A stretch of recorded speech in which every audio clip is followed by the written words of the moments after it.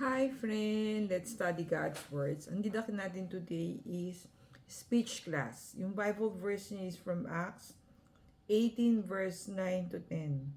Do not be afraid, keep on speaking, do not be silent, for I am with you.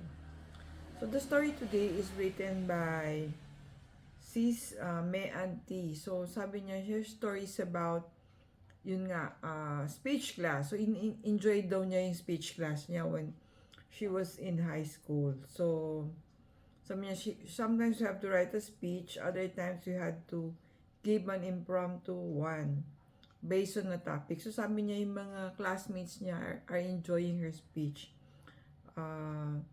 They enjoy and laugh whenever she gave a speech. So, nung college naman, the same thing, until postgrad. So sabi niya, she was even commented by one professor if, are you a preacher? So meaning magaling siya mag-talk, di ba?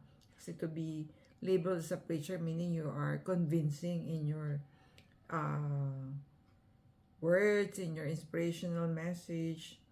So then now, so she was serving the light of Jesus, which is the feast, and she was given a chance to preach God's word. So sabi niya, was I ever afraid to speak God's words? So friend, it's not easy to talk about God's word. Parang kasi yung confidence mo is, am I competent? Di naman ako theology class, or if ever had theology was so long time ago, no, when I was in high school. So, parang hindi ka confident that you can speak God's word well. But, with the guidance of the Holy Spirit, the Lord Jesus Christ, so parang yung we have to, parang sabi ni Brother Bo sa feast is, it's one of our ministries to share God's words. Parang we do not have any choice but to be a part of the ministry ng pag-spread ng God's words.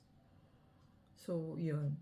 Parang not even her na she is considered as a good speaker, hindi pa rin siya that confident.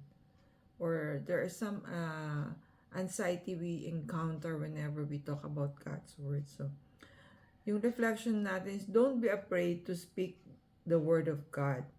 Simply tell your story of how God loves you and how He has transformed your life. So, it's just like a testimonial, di ba?